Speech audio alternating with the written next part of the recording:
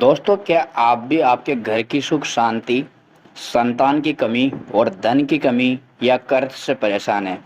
या आपका भाग्य आपका साथ नहीं दे रहा है?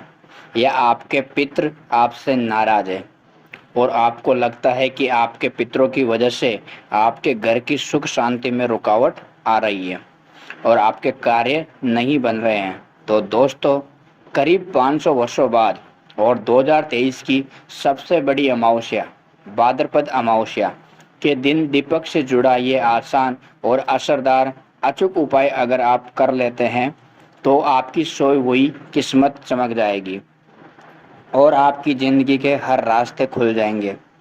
पितरों से जुड़ी जो भी समस्या है वो मात्र इस उपाय से हल हो जाएगी और आपको धनवान मालावान होने से कोई नहीं रोक सकता। आपकी जो भी मनोकामना है वो भी पूरी हो जाएगी। दोस्तों, इस बार 2023 का साल बहुत ही दिव्य और दुर्लभ संयोग लेकर आया है। इस बार 14 सितंबर को सबसे बड़ी अमावस्या भाद्रपद अमावस्या पड़ने जा रही है और दोस्तों, इस दिन राजयोग काल सर्प दोष के साथ धन लक्ष्मी का योग भी बन रहा है। इस वजह से इस अमावस्या का बहुत अधिक महत्व बढ़ गया है। इस दिन घर की इस दिशा में एक दीपक जला देने से आपकी सभी समस्याओं का अंत हो जाएगा। इसलिए दोस्तों, वीडियो को आखिर तक जरूर देखें। अगर आप भी अपने जीवन में महादेव की कृपा पाना चाहते हो तो वीडियो को लाइक करके कमेंट में हर हर महादेव लिखना ना भूलें। दोस्तों, सनातन धर्म में भाद्रपद अमावस्या का विशेष महत्व है। भादो मास की अमावस्या को कुशोत्पाटिनी अमावस्या और कुशगरणी अमावस्या भी कहा जाता है। पंचांग के अनुसार भाद्रपद अमावस्या 14 सितंबर 2023 को सुबह 4:48 पर शुरू होगी और अगले दिन 15 सितंबर 2023 को सुबह 7:09 पर इसका समापन होगा। इस दिन स्नान दान करने का शुभ समय 4:43 से लेकर सुबह 5:19 तक रहेगा। दोस्तों, हिंदू धर्म में मान्यता है कि भाद्रपद अमावस्या के दौरान यमराज सभी आत्माओं को पृथ्वी लोक पर भेजते हैं। वे सभी आत्मा अपने परिवारजनों से अपने हेतु तर्पण श्राद्ध लेने के लिए धरती पर आते हैं। ऐसे में जो व्यक्ति अपने पितरों का श्राद्ध श्रद्धा पूर्वक या तर्पण नहीं करते हैं उसके पितृ उनसे नाराज हो जाते हैं। इसलिए भाद्रपद अमावस्या के दौरान पितरों के निमित्त तर्पण और श्राद्ध जरूर करने चाहिए।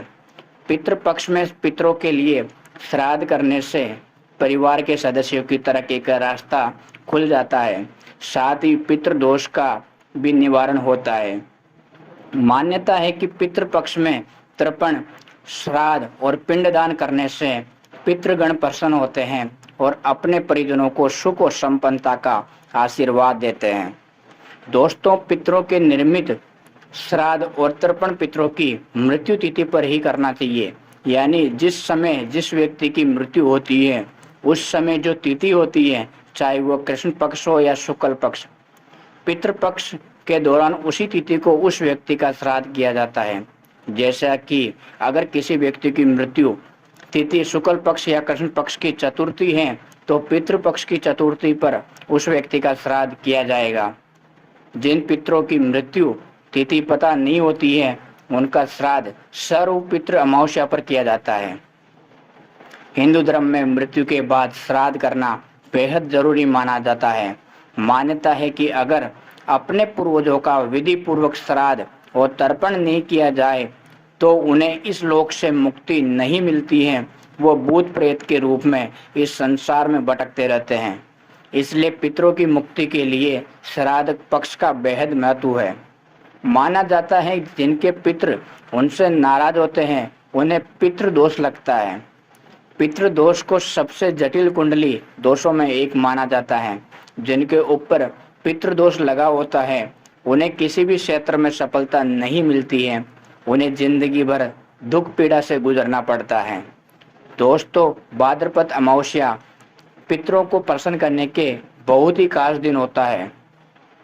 इस दिन आप छोटे छोटे से कर्म करके, छोटे छोटे उपाय करके पितरों को प्रसन्न कर सकते हैं, उनका आशीर्वाद प्राप्त कर सकते हैं। माना जाता है कि जिन पर उनके पितरों का आशीर्वाद होता है उन्हें सभी देवी देवताओं का भी आशीर्वाद प्राप्त होता है। आज की इस वीडियो में हम भाद्रपद अमावस्या में किया जाने वाला एक बहुत ही आसान और असरकारक उपाय बताने जा रहे हैं। इस उपाय को करने से पितृ तृप्त होते हैं, आप हेतु प्रसन्न होते हैं, पितरों का आशीर्वाद प्राप्त होता है और पितरों के आशीर्वाद से पितृदोष से मुक्ति मिलती है, बिगड़े काम बनने लगते हैं, जीवन में खुशहाली आती है और हर क्षेत्र में सफलता मिलती है। दोस्तों, इस उपाय को सही प्रकार से करने के लिए आप हमारे इस वीडियो को आखिर तक अवश्य देखें। तो दोस्तों, आइए जानते हैं कि इस उपाय के बारे में। दोस्तों, इस उपाय को करते समय पवित्रता का विशेष ध्यान रखें। अगर आपने स्नान कर लिया है तो रात्रि के समय आप अच्छी तरह से मुंह हाथ पैर धो लें, फिर स्वच्छ धुले वस्त्र धारण करके ही ये उपाय करें। उपाय करने के लिए आपको जरूरत होगी एक दीपक की। दीपक कोई भी चलेगा, मिट्टी का, धातु का या आटे का, कोई भी चलेगा। अगर आटे का दीपक ले रहे हैं तो शुद्ध जल मिलाकर बिना नमक के आटे का ही दीपक बनाएं। इस दीपक में रुई की बाती लगाएं। शुद्ध घी डालेंगे ना हो तो भी आप सरसों का तेल ले सकते हो, लेकिन दूसरे किसी तेल का प्रयोग ना करें। यह दीपक आपको सूर्यास्त के समय यानी रात्रि के समय ही जलाना है। शाम की पूजा हो जाने के बाद आप ये दीपक जला सकते हो। इस दीपक को मंदिर के अंदर नहीं रखना है। मंदिर के पास किसी साफ स्थान पर आप इस दीपक को रख सकते हो या फिर एक लकड़ी के पाटे पर आप इस दीपक को रख सकते हो। दीपक रखने से पहले उसे आसन अवश्य दे, यानी दीपक के नीचे थोड़े से अक्षत यानी थोड़े से साबुत चावल रखें, फिर उसके ऊपर ही दीपक को रखें और जलाएं।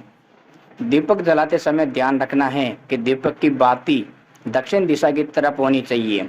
इस दीपक को अपने घर के दक्षिण कोने में किसी साफ स्थान पर भी जला सकते हैं।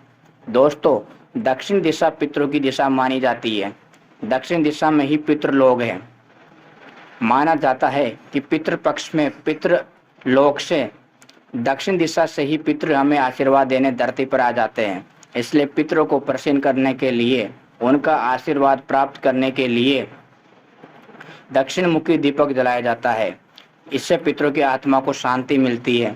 आप दिन में केवल अमावस्या की रात्रि को दक्षिण मुखी दीप दान करना चाहिए, क्योंकि दीप जलाना शुभ अवसर पर एक अनिवार्य परंपरा माना जाता है। तो मान्यताओं के अनुसार दीपक की लो सही दिशा में होनी चाहिए। कहा जाता है कि श्राद्ध से पितरों के निमित्त किया हुआ दान ही श्राद्ध है। इसलिए अमावस्या की रात्रि को श्रद्धा पूर्वक दक्षिण मुखी दीप दान करने से पितरों का पुण्य मिलता है, आशीर्वाद मिलता है। यह खास दीपक जलाने के बाद आप वहीं पर आसन बिठाकर बैठ जाइए और दक्षिण दिशा की तरफ मुंह करके पितृदेव के मंत्रों का जाप करें। धन्यवाद। अगर आपको वीडियो अच्छी लगी तो हमारे चैनल को सब्सक्राइब जरूर करना।